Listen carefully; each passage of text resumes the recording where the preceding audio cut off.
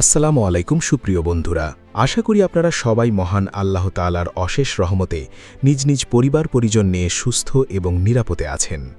আমরা যারা বাংলাদেশ থেকে পর্যটন, চিকিৎসা, ব্যবসা কিংবা শিক্ষার উদ্দেশ্যে প্রতিবেশী দেশ ভারতে যাওয়ার জন্য ভারতীয় ভিসা আবেদন করার প্রস্তুতি নিচ্ছি কিংবা আবেদন করার কথা বেশ গুরুত্বের সাথে ভাবছি, তাদের সবার জন্য অত্যন্ত গুরুত্বপূর্ণ এবং অতীব জরুরি একটি তথ্য নিয়ে আজ আমি আপনাদের সামনে হাজির হয়েছি। বাংলাদেশ থেকে প্রতিবছর লাখ লাখ মানুষ নানা প্রয়োজনে ভারতে যাতায়াত করে থাকেন।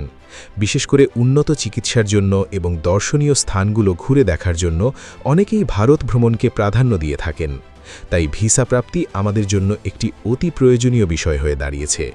কিন্তু আপনারা হয়তো অনেকেই জানেন, আবার অনেকেই হয়তো এখনও জানেন না যে গত ১ জুলাই থেকে বাংলাদেশে অবস্থিত ভারতীয় হাই কমিশন এবং ইন্ডিয়ান ভিসা অ্যাপ্লিকেশন সেন্টার বা সংক্ষেপে আইভ্যাক তাদের ভিসা আবেদন জমা নেওয়ার ক্ষেত্রে সম্পূর্ণ নতুন, যুগান্তকারী এবং একই সাথে বেশ কঠোর একটি সিদ্ধান্ত গ্রহণ করেছে। এই নতুন সিদ্ধান্তটি মূলত আবেদন জমা দেওয়ার টাইম স্লট বা সময় নির্ধারণ সংক্রান্ত একটি বিশেষ নিয়ম। বিস্তারিতভাবে বলতে গেলে, আপনারা যখন ভিসার জন্য অনলাইনে আবেদন ফর্ম পূরণ করে আইভ্যাকের নির্ধারিত ফি জমা দেন, তখন আপনাদেরকে যে পেমেন্ট ইনভয়েস বা টাকা জমার রসিদটি দেওয়া হয়, সেখানে এখন থেকে একটি নির্দিষ্ট সময় বা টাইম স্লট খুব স্পষ্টভাবে উল্লেখ করা থাকছে। নতুন এই নিয়মটি চালুর একটি বড় কারণ হল ভিসা সেন্টারগুলোতে প্রতিদিনকার উপচে পড়া ভিড় সামলানো এবং আবেদনকারীদের একটি সুশৃঙ্খল পরিবেশ উপহার দেওয়া। নতুন নিয়ম অনুযায়ী আপনার ইনভয়েসে যে সময়টি লেখা থাকবে, আপনাকে ঠিক সেই নির্ধারিত সময়ের ভেতরেই আইভ্যাক সেন্টারে উপস্থিত হয়ে আপনার ভিসা আবেদনপত্র এবং এর সাথে প্রয়োজনীয় আনুষাঙ্গিক কাগজপত্র জমা দিতে হবে। হ্যাঁ বন্ধুরা, আপনারা একদম ঠিকই শুনেছেন। বিষয়টি এখন অত্যন্ত কড়াকড়িভাবে পালন করা হচ্ছে এবং এর কোনো বিকল্প রাখা হয়নি। কর্তৃপক্ষের তরফ থেকে সাফ জানিয়ে দেওয়া হয়েছে যে নির্ধারিত সময়ের বাইরে কোনোভাবেই কাউকে সেন্টারে প্রবেশের অনুমতি দেওয়া হবে না। উদাহরণস্বরূপ বলা যেতে পারে, আপনার পেমেন্ট ইনভয়েসে যদি ভিসা আবেদন জমা দেওয়ার সময় সকাল ৯টা থেকে 10টা পর্যন্ত লেখা থাকে, তবে আপনাকে ঠিক ওই ১ ঘন্টা সময়ের ভেতরেই আপনার অ্যাপ্লিকেশনটি জমা করার জন্য সেন্টারে সশরীরে উপস্থিত থাকতে হবে।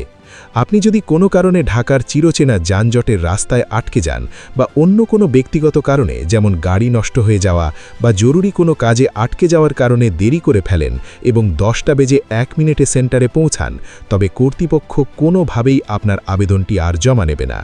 মাত্র 1 মিনিট দেরি হলেও তারা আপনাকে সরাসরি মূল ফটক বা গেট থেকে ফিরিয়ে দেবে। তাই এই বিষয়ে আপনাদের সর্বোচ্চ মাত্রায় সতর্ক থাকা প্রয়োজন। ভাববেন না যে অনেক দূর থেকে এসেছেন বলে বা অসুস্থতার কথা বললে তারা আপনাকে ছাড় দেবে। নিয়ম সবার জন্যই সমানভাবে কার্যকর করা হচ্ছে। পূর্বে অনেকেই ভাবতেন যে দিনে একটি নির্দিষ্ট তারিখে ডেট পেলেই হলো, সারাদিনের যে কোনো সময় গিয়ে লাইনে দাঁড়ালেই হয়তো আবেদন জমা দেওয়া যাবে। অনেকেই আবার ভোর রাত থেকে গিয়ে লাইনে দাঁড়িয়ে থাকতেন, যার ফলে চরম বিশৃঙ্খলা সৃষ্টি হতো। কিন্তু এখন আর সেই সুযোগটি মোটেও নেই। ভিড় কমানো, দালালদের দৌরাত্ম্য রোধ করা এবং সেবার মান উন্নত করার লক্ষ্যে প্রত্যেক আবেদনকারীর ক্ষেত্রেই তার পেমেন্ট ইনভয়েসে একটি নির্দিষ্ট সময় খুব পরিষ্কারভাবে নির্ধারণ করে দেওয়া আছে। এই সময়গুলো হতে পারে সকাল 9টা থেকে 10টা, 10টা থেকে 11টা কিংবা দুপুর 3টে থেকে 4টা পর্যন্ত। এরকম পর্যায়ক্রমে 1 ঘন্টা করে ভাগ করা আছে। যার ইনভয়েসে যখন টাইম স্লট থাকবে, তাকে ঠিক সেই নির্দিষ্ট সময়ের ভেতরেই এসে আবেদন জমা করতে হবে।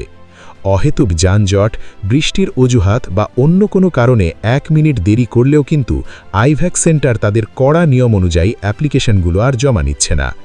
ইতিমধ্যেই আমরা বিভিন্ন মাধ্যম থেকে জানতে পেরেছি যে ঢাকা শহরের যমুনা ফিউচার পার্কে অবস্থিত বাংলাদেশের সবচেয়ে বড় ইন্ডিয়ান ভিসা অ্যাপ্লিকেশন সেন্টার থেকে প্রতিদিন অসংখ্য মানুষকে এই সামান্য দেরির কারণে ফিরিয়ে দেওয়া হচ্ছে।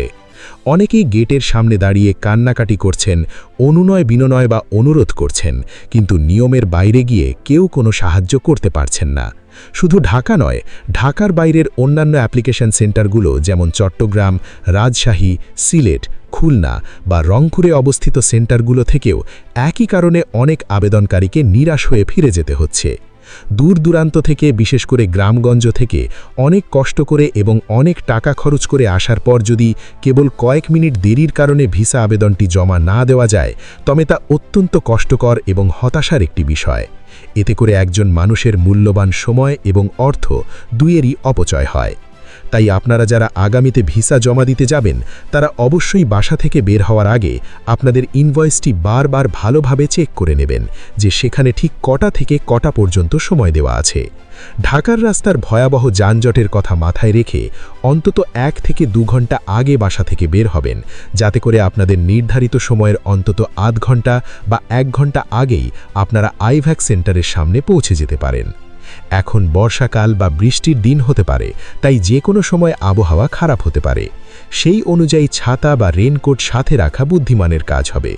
সব কাগজপত্র যেমন জাতীয় পরিচয়পত্র বা এনআইডি কার্ডের ফটোকপি, পেশার প্রমাণপত্র হিসেবে ট্রেড লাইসেন্স বা এনওসি, বিগত 6 মাসের ব্যাংক স্টেটমেন্ট, বর্তমান ঠিকানার প্রমাণস্বরূপ সাম্প্রতিক বিদ্যুৎ বিলের কপি, পাসপোর্ট সাইজের ছবি ইত্যাদি আগে থেকেই সুন্দর করে সিরিয়াল অনুযায়ী গুছিয়ে রাখবেন, যাতে সেন্টারে গিয়ে কোনো রকম বিড়ম্বনায় পড়তে না হয় বা অহেতুক সময় নষ্ট না হয়।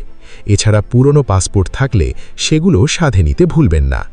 আপনাদের সকলের প্রতি আমার বিনীত অনুরোধ থাকবে, এই নিয়মটিকে কোনোভাবেই হালকাভাবে বা হেলাফেলা করে নেবেন না।